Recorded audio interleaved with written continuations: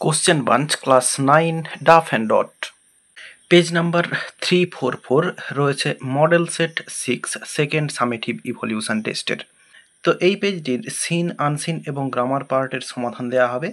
আর বলে রাখবো আগের যে সেটগুলি রয়েছে এগুলির সমাধান ইতিমধ্যে আপলোড করা হয়েছে, ডেসক্রিপশন বক্স এবং এন্ড স্ক্রিনে প্লেলিস্ট রয়েছে, দেখে নিতে পারো। এখানে প্রথমে যে আনসিন রয়েছে এটা আনসিন হবে না, এটা সিন হবে।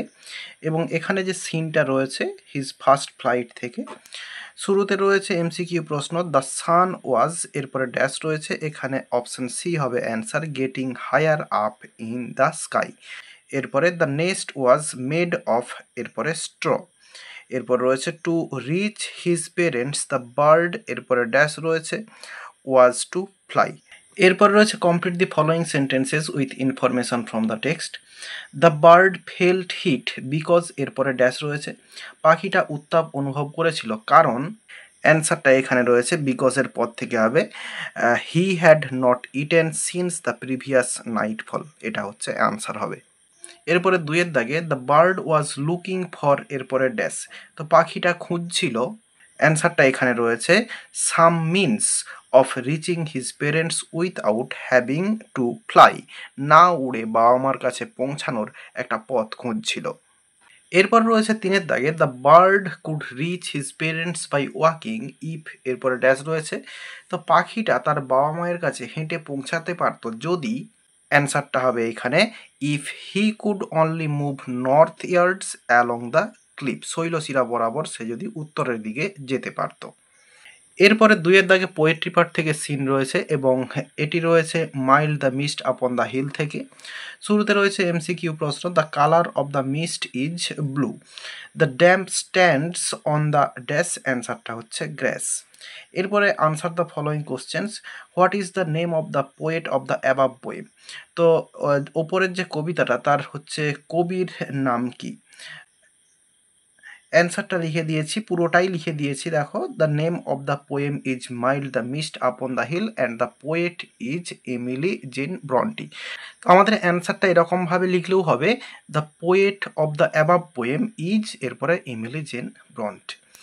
এরপর রয়েছে what did the poet watch on the cloudy evening, তো মেঘলা সন্ধেবেলাতে কবি কি দেখেন, অ্যান্সারটা the poet saw blue mists of summer cover the horizons mountain chain, তো গ্রীষ্মের যে ব্লু মিস্ট সেটা দূরের যে দিগন্ত রেখার কাছে যে মাউন্টেন চেন বা পর্বত শ্রেণী সেটাকে ঢেকে রেখেছে, এটা কবি দেখেন। এরপরে একটি আনসিন রয়েছে, তো চলো আনসিনের মানেটা প্রথমে বলে দিই। অ্যাকর্ডিং টু দ্য এক্সামিনেশন, তদন্ত অনুযায়ী, cyclone Fani devastated as many as 20367 villages in 14 coastal districts of Orissa, 14টি উপকূলবর্তী জেলার 20,367টি গ্রামে বিধ্বস্ত করেছে এই সাইক্লোন ফেনি। বিসাইডস, এর পাশাপাশি the cyclone affected 1.6 crore people, 1.6 কোটি মানুষকে প্রভাবিত করেছে এই সাইক্লোন, অ্যান্ড ড্যামেজড, এবং বিধ্বস্ত করেছে 1.88 lakh hectares of agricultural land, চাষযোগ্য জমিকে এতটা পরিমাণ নষ্ট করেছে বা ধ্বংস করেছে, বিধ্বস্ত করেছে। Cyclone Feni caused a loss of an estimate raise 9336.26 crore in Odisha. এই সাইক্লোন ফেনি উড়িষ্যাতে এত টাকার একটা লস ঘটিয়েছে এই ফেনি।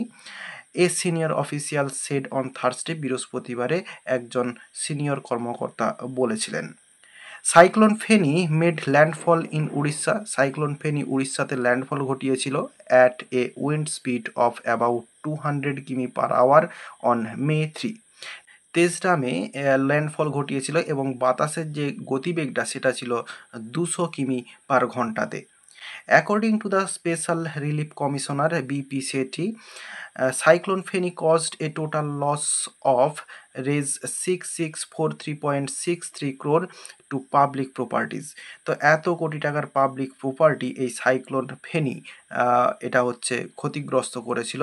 বিপি সেটি যে হচ্ছে স্পেশাল রিলিফ কমিশনার তিনি বলেছিলেন বা তার মত অনুযায়ী। And around 2692.63 crore is required for relief measures for the affected people. প্রভাবিত যে সমস্ত মানুষ, অর্থাৎ ফেনীতে প্রভাবিত যে সমস্ত মানুষ, এফেক্টেড মানুষেরা, তাদের যে রিলিফ বা ত্রাণ কার্যের জন্য এত কোটি টাকা প্রয়োজন। তাহলে মানেটা বললাম, এবার চলো কোশ্চেনের অ্যান্সারগুলো দেখে নেব। প্রথমে রয়েছে the number of districts affected by Fani is 14। এরপর রয়েছে total loss of public properties caused by Fani is dash. তো পাবলিক প্রপার্টিটা যে পরিমাণ টাকা নষ্ট হয়েছে সেটা হচ্ছে 6643.63 crores। তো এটা হচ্ছে এই যে এইখানটাতে রয়েছে। এরপর রয়েছে বিপি সেটি ইজ ড্যাশ, এটা হচ্ছে দ্য স্পেশাল রিলিফ কমিশনার। এরপর রয়েছে Fani hit coastal districts of Orissa at the speed of dash, অ্যান্সারটা হচ্ছে 200 কিমি পার আওয়ার। এরপরে ট্রু ফলস রয়েছে এবং সাপোর্টিং স্টেটমেন্ট দিতে বলা রয়েছে। ফেনী ওয়াজ ডিভাস্টেটিং সাইক্লোন, এটা হচ্ছে ট্রু হবে, এবং সাপোর্টিং স্টেটমেন্টটা এই প্রথম লাইনটাই হবে। According to the examination cyclone Feni devastated, এই যে রয়েছে এই লাইনটা পুরো একদম উড়িষ্যা পর্যন্ত লিখতে হবে। এরপর রয়েছে the cyclone made no harm to cultivation. তো চাষের ক্ষেত্রে কোনো রকম ক্ষতি করেনি, এটা হচ্ছে ফলস হবে, এবং সাপোর্টিং স্টেটমেন্টটা এইখানে রয়েছে। Damaged 1.88 lakh hectares of agricultural land. পুরো লাইন লিখলে এই বিসাইডস থেকে লিখতে হবে। এরপর রয়েছে a special package has already been released for the affected people. তো একটা বিশেষ প্যাকেজ এটা হচ্ছে ইতিমধ্যেই প্রকাশ করেছে বা প্রকাশিত হয়েছে এফেক্টেড বা প্রভাবিত মানুষদের জন্য, এটা হচ্ছে ফলস, এবং সাপোর্টিং স্টেটমেন্ট এই যে এই অ্যারাউন্ড থেকে যা আছে এই লাইনটা হয়ে যাবে আনসার। এরপরে সেকশন বিতে গ্রামার অ্যান্ড ভোকাবুলারি রয়েছে। প্রথমে রয়েছে article preposition. After team India's heart breaking exit from the test championship campaign, a $1 million question that is hunting fans is if Rohit Sharma will continue his journey or hang up his bat.